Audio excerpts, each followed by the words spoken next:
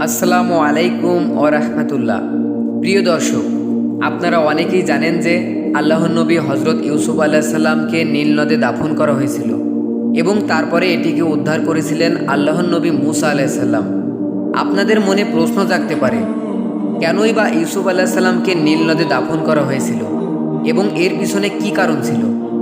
তাহলে চলুন ঘটনাটি জেনে নেই। হজরত ইউসুফ আলাইসাল্লামকে যখন আল্লাহ মিশরের প্রিয় বানান, তখন মিশরের সবাই তাকে ভালোবাসত। তার রূপ ও গুণের জন্য এমনকি মিশরের বাদশাহ তাকে জিজ্ঞাসা না করে কোনো কাজ করতেন না। একবার সে এলাকায় দুর্ভিক্ষ হয়, যার কারণে কোথাও খাদ্যশস্য ছিল না। কিন্তু আল্লাহ তাআলা ইউসুফ আলাইসাল্লামের জন্য মিশরকে এই ভয়াবহ ঘটনা থেকে বাঁচিয়ে দেন। মানুষ দূর দূরান্ত থেকে এসে খাদ্যশস্য কিনে নিয়ে যেত। একদিন ইউসুফ আলাইসাল্লামের ভাই, যিনি ইউসুফ আলাইসাল্লামকে কুয়াতে ফেলে দিয়েছিল, তিনিও মিশরে চলে আসেন। ইউসুফ আলাইসাল্লাম যখন এই বিষয়ে জানতে পারেন যে তার ভাই এসেছে, তখন তিনি তার পরিবারকে মিশরে নিয়ে আসার চিন্তা করেন। তিনি তার ভাইদের বলেন, এই পাঞ্জাবি আমার বাবার চোখের ওপর রাখবে, তাহলে তিনি দৃষ্টিশক্তি ফিরে পাবেন। তারপর তাকে এবং আমার পরিবারকে মিশরে নিয়ে এসো। ইউসুফ আলাইসাল্লামের পিতা হজরত ইয়াকুব আলাইসাল্লাম যখন একথা জানতে পারেন, তখন তিনি পুত্রের ভালোবাসায় মিশরে চলে আসেন। অন্যদিকে ইউসুফ আলাইসাল্লাম মিশরের সবচেয়ে প্রিয় মানুষ ছিলেন, তাই রাজা প্রজা সবাই তাকে স্বাগতম জানানোর জন্য সৈন্য সামন্ত নিয়ে দাঁড়িয়েছিল। কারণ ইউসুফ আলাইসাল্লামের বাবা মা বলে কথা। ইউসুফ আলাইসাল্লামের বাবা তার ছেলেকে দূর থেকে জিজ্ঞাসা করলেন, এই সৈন্যবাহিনী কার? তার ছেলেরা উত্তর দিলেন, এই সৈন্যদল আপনার ছেলে। তখন নবী ইয়াকুব আলাইসাল্লাম আল্লাহর শুকরিয়া আদায় করলেন। এরপর হজরত ইব্রাহিম আলাইসাল্লাম নাজিল হয়ে বললেন, হে আল্লাহর নবী ইয়াকুব, দেখো আল্লাহ তোমার ছেলেকে কতটা সম্মান দিয়েছে, আর আজ পিতা পুত্রের মিলন দেখে আকাশের ফেরেশতা জমিনে চলে এসেছে। তখন ইয়াকুব আলাইসাল্লাম ও ইউসুফ আলাইসাল্লাম মিলে সবার সামনে কান্না করতে লাগলেন, কারণ 40 বছর পর তাদের সাক্ষাৎ হয়েছে।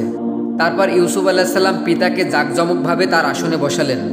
তার ঈমান ও মর্যাদা দেখে মিশরের বাদশাহ নিজের মাথার মুকুট নবী ইউসুফ আলাইসাল্লামের পায়ের কাছে রেখে আল্লাহর দ্বীনকে কবুল করলেন এবং ইউসুফ আলাইসাল্লাম ও তার পিতাকে আল্লাহর নবী বলে স্বীকার করলেন। আর বনি ইসরায়েলরা মিশরের অধিবাসীদের সঙ্গে থাকতে শুরু করলেন। ইউসুফ আলাইসাল্লাম এই সময় একটা শহর বিস্তার করলেন, যার নাম তিনি কৌশান রাখলেন। সময় চলে যাচ্ছে। এই ঘটনার প্রায় 24 বছর পর ইউসুফ আলাইসাল্লামের পিতা ইয়াকুব আলাইসাল্লাম যখন মৃত্যুসজ্জায়, তখন তার শেষ ইচ্ছা ছিল যেন তার বাবাকে তার পাশে কবর দেওয়া হয়। তিনি মারা যাওয়ার পর ইউসুফ আলাইসাল্লাম তার বাবার ইচ্ছা মতো হজরত ইব্রাহিম আলাইসাল্লাম ও ইসাক আলাইসাল্লামের পাশে তাকে দাফন করেন এবং ফিরে এসে মিশরের শাসনভার চালাতে শুরু করেন। মিশরের প্রতিটি মানুষ, বাচ্চা থেকে শুরু করে বৃদ্ধা পর্যন্ত, সবাই ইউসুফ আলাইসাল্লামকে আল্লাহ তাআলার রহমত মনে করতেন। যখন ইউসুফ আলাইসাল্লাম মারা যান, তখন সবাই চাইছিলেন তার কবর মুবারক যেন তাদের মহল্লায় বানানো হয়, যাতে তাদের ওপর আল্লাহর তরফ থেকে রহমত এবং বরকত বর্ষিত হয়। শেষ পর্যন্ত সিদ্ধান্ত হলো যে ইউসুফ আলাইসাল্লামের দেহকে কফিনে ভরে নীল নদে দাফন করা হবে, যাতে নীল নদের পানি তার দেহ মুবারক ছুঁয়ে সে পানি সমস্ত ঘরে পৌঁছায়, যেন সবার উপরে তার জন্য আল্লাহ তাআলার পক্ষ থেকে রহমত বর্ষিত হয়। তারপর ইউসুফ আলাইসাল্লামের দেহ মুবারক সেই অনুযায়ী নীল নদে দাফন করা হলো। হজরত ইউসুফ আলাইসাল্লাম মৃত্যুর আগে বলেছিলেন যে, আমি হজরত জিবরাইল আলাইহিসসালামের কাছ থেকে শুনেছি এমন এক সময় আসবে যখন আমার পরিবার এখান থেকে হিজরত করে অন্য জায়গায় চলে যাবে। তখন তোমরা আমার শেষ ইচ্ছা অনুযায়ী আমার কবরকে সঙ্গে নিয়ে যাবে এবং আমার বাবা, দাদা এবং বড় দাদার পাশে দাফন করে দিও। এভাবেই দিন কাটতে লাগলো এবং সময় বদলাতে লাগলো। এরপর মিশরের নতুন বাদশাহ বনি ইসরায়েলের ওপর অমানবিক নির্যাতন শুরু করলো। তখন আল্লাহ রব্বুল আলামিন সেই অত্যাচার শেষ করার জন্য কয়েকশো বছর পর তার নবী মুসা আলাইসাল্লামকে প্রেরণ করলেন। মুসা আলাইসাল্লাম যখন ফিরআউনের শাসন ব্যবস্থা ধ্বংস করে দেয় এবং মিশর থেকে তার সম্প্রদায়কে নিয়ে চলে যাচ্ছিলেন, তখন জিবরাইল আলাইসাল্লাম নাজিল হলেন এবং বললেন, আল্লাহ তাআলার আদেশ, ইউসুফ আলাইসাল্লামের ইচ্ছা পূরণ করো।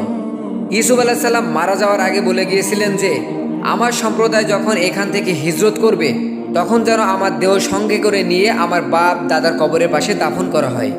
তখন মুসা আলাইসাল্লাম তার সঙ্গীদের জিজ্ঞাসা করলেন যে, কে এমন আছে যিনি জানেন ইউসুফ আলাইসাল্লামের কবর কোথায় দাফন করা রয়েছে? তখন এক বৃদ্ধা নারী বললেন, আমি জানি ইউসুফ আলাইসাল্লামের কবর কোথায় রয়েছে।